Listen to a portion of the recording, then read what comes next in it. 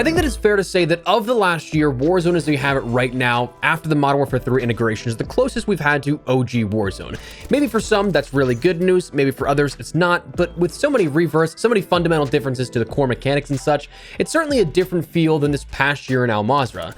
I'd say a solid middle ground, perhaps, between the experiences of the last few years all put together. Frankly, I've been having fun with it, and perhaps my feelings in time change, and perhaps this currently is the honeymoon phase, but I've been enjoying playing again. However, after marathoning a few nights here since the launch of the Season 1 integration, there's a few immensely glaring issues with the experience, among others. Audio absolutely is one of those. That's not to say that's not certainly the only issue. Weapon balancing, the absurdly stupid shadow ban system that hit so many people the other day, among others that we can mention later on. But audio for me is one of those things I think we definitely should talk about, again, among others. If you're like me, you've probably had plenty of situations where you're like, I have had no audio for that guy running up to me. You're not crazy, because right now, between fundamental audio design and currently a plenty number of present bugs, audio is in a place that needs adjusting, and again, all those other things still we can talk about as well. Today we're taking a look at that and more, so if you enjoy, drop a like and subscribe if you're new to the channel for more Modern Warfare 3 and Warzone content, as well as check out G Fuel for 30% off your entire order with code ESPRESSO. But starting with audio,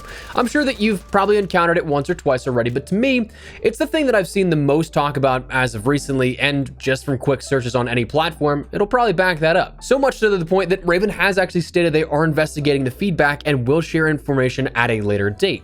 So what's the problem with it though, and what kind of area of adjustment should we be looking at in terms of the future? The biggest problems that I have had is audio bugs. Things that in theory can be fixed, air quote, relatively easily, because game dev is a house of cards. I mean, I have no idea the intricacies of changing one small value and what adjusts in that sort of ripple effect through everything else. But obviously with bugs, they're not intended. They're outcomes of a system that are meant to act one way, but instead act another.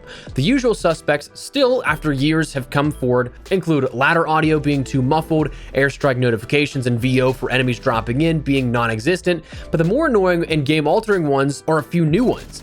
First, one that I've encountered with so much of my playtime already, and I genuinely thought I was going crazy when I first experienced it until I saw a few others mention it. I'm not on additional social media all that much anymore as I used to be, so I'm not hearing much about others' game experiences to the degree that I was before, but even jumping on and seeing just a bit of the discussion, the issues that I had were indeed present with other players. That was muffled audio mixes.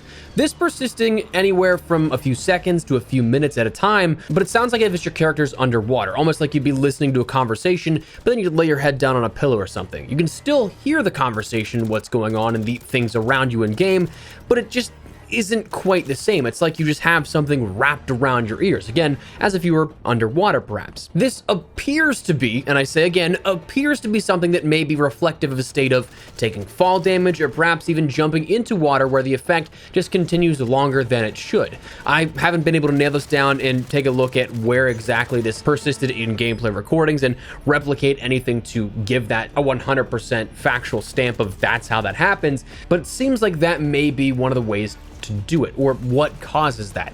Another one is a big problem at the moment with a lack of footstep audio, which if you looked at anyone scrolling that wall of tweets that I put up a few seconds ago in the video, that's about the sentiment that I think everybody's having, that footsteps seem non-existent. And honestly, that is more important of the two bugs that I've seen personally, because obviously you can play where you have the feeling of a massive amount of earwax built up blocking your ear canal. It's annoying, but you can play with it. But when audio is genuinely non-existent for footstep audio, that's where things become really problematic, and you can't just get a proper gunfight going. This, I think, boils down to a bug that I didn't realize was a thing until someone else gave an explanation that I saw, but then it perfectly matched up for what I experienced and what I even explained to my friends when I was playing. I remember in some of our first games, I mentioned to Immortal and Lazy, I was like, guys, my screen's bugged where, you know that zoom effect you get on your screen when you turn on dead silence? Yeah, that's stuck on my screen for some reason. I don't have dead silence, but it's there. And I didn't think much of this until I saw an explanation where people were saying this was tied to the Resolute perk, the new perk that, quote, when taking damage from gunfire grants a short bonus to movement speed, that this was then bugged in question. Now, normally this doesn't seem to make too much sense, and frankly, it still doesn't, but with the effect on screen that you get during both this and, well, dead silence, you start to see the picture that maybe there's some unintended overlap here with this. So the thought was that Resolute as a perk is extending the effects of dead silence to players at the time and then extending the durations outward, where that ends up negating the sound of the footstep audio because it thinks it's supposed to do that.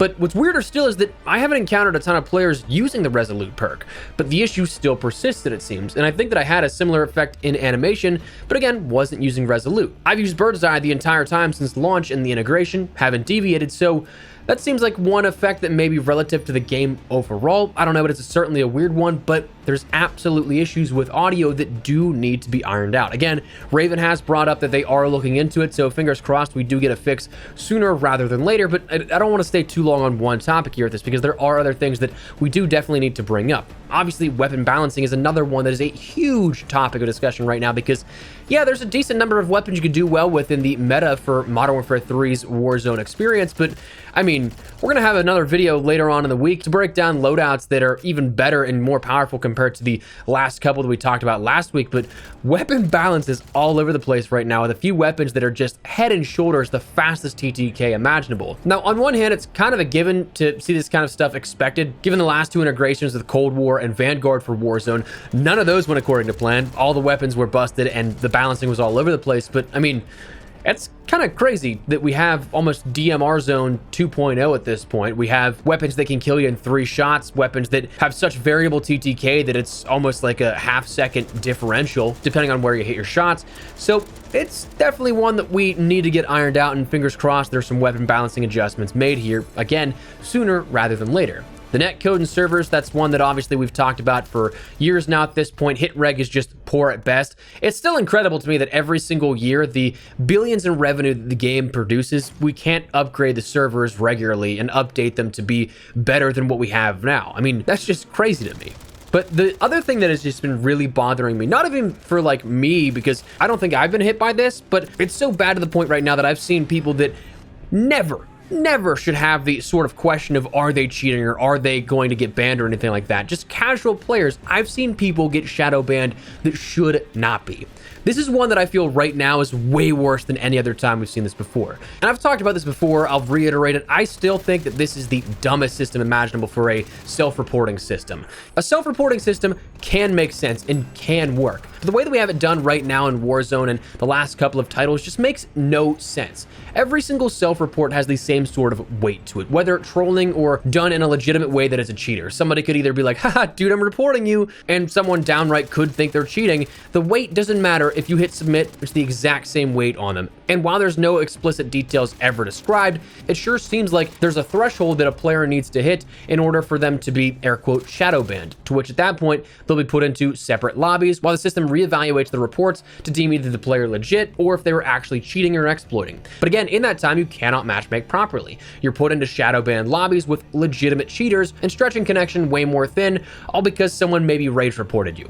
Like, I don't know if you realize this, but a few months back, there was a lot of documented cases where it was so busted that in ranked play, if a team of 4 decided to coordinate a report on a player, they could all spam report a player at that same moment, and the player would be instantly booted from the game, giving the team obviously an unfair advantage, being 4v3, and you could keep doing that until the entire team was entirely disconnected. Like, that's how little it took for this system to boot and unfairly shadow ban someone not even a couple of months ago. Now, granted, I believe there may be some sort of trust level metric that it's easier to do against some accounts that have a less favorable standing. Like, if they were legitimately temporarily banned in the past, maybe they have a lower threshold until a certain amount of time passes. But goddamn, how stupid is that no matter what, that a guy who plays 2 hours a week can be tossed in the same lobbies with aimbotters and people using unlocked tools to get a ray gun in multiplayer, all because somebody just spam reported them.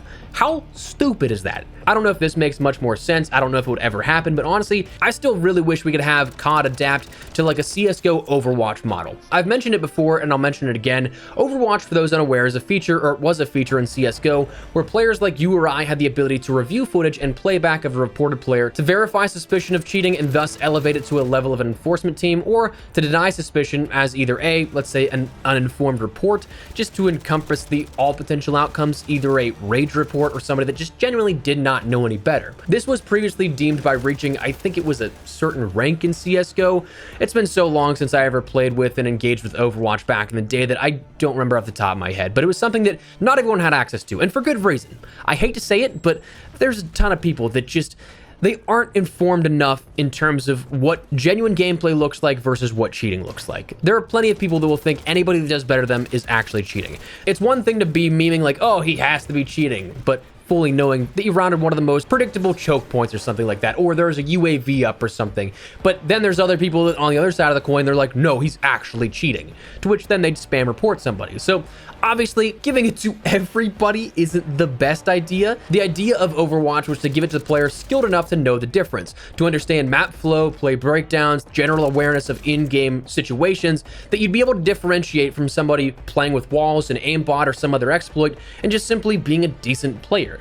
Playing at those high levels legitimately allows you to recognize the difference with all the information readily available. I feel like if you had something like that in COD, it would make the system work way better. And honestly, it's one of those things that absolutely could work out in your favor as well. Bring more attention to this kind of stuff, because if you guys ever watched any CSGO content, Overwatch spectating videos were huge. People love to see, oh, is this guy cheating? Is he not? And it was something that content creators would make content on that. I think that COD really could benefit from doing something like that. Have reports to a then tiered weighting system. In-game, raise the threshold level so that it doesn't take as little reports to spam report someone and have it abused. Minimize secondary reports to almost no weight so you can't report somebody 6 times over. Allow for that middle ground like an Overwatch or escalation style system to be in place, where people can either escalate it to an enforcement team or de-escalate it to back to nothing and they're not immediately shadow banned. Allow for trust and rating systems. False reports, aka rage reporting, lowers your trust level. Successful reports raise it, allowing you to maybe have more effective push in your reports in the future, or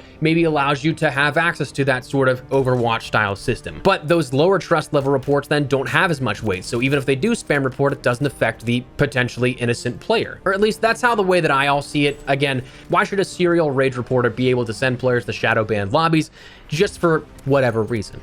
Like, I just think the entire system is flawed. It needs an overhaul, and that's just where I'm at on it. I don't know. Maybe I'm getting ahead of myself, but like, it's been wild to see how many people that, again, I know don't play a lot. They're not cheating, and they're not skilled even to the point where they should be considered cheating.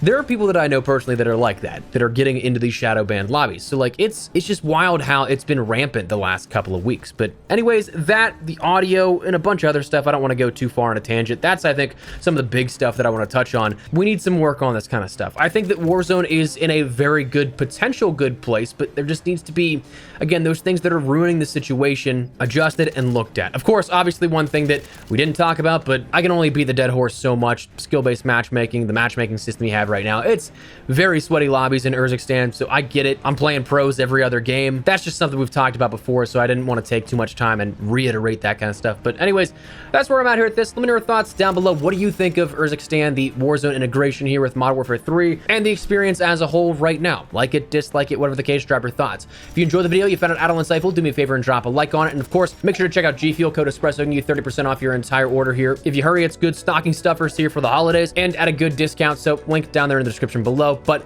make sure you subscribe to stay up to date with all things Modern Warfare 3 and Warzone going forward. But for now, that's what we're gonna call it. So thanks so much for watching. Mine has been Espresso. I'll see you later. Take care and peace.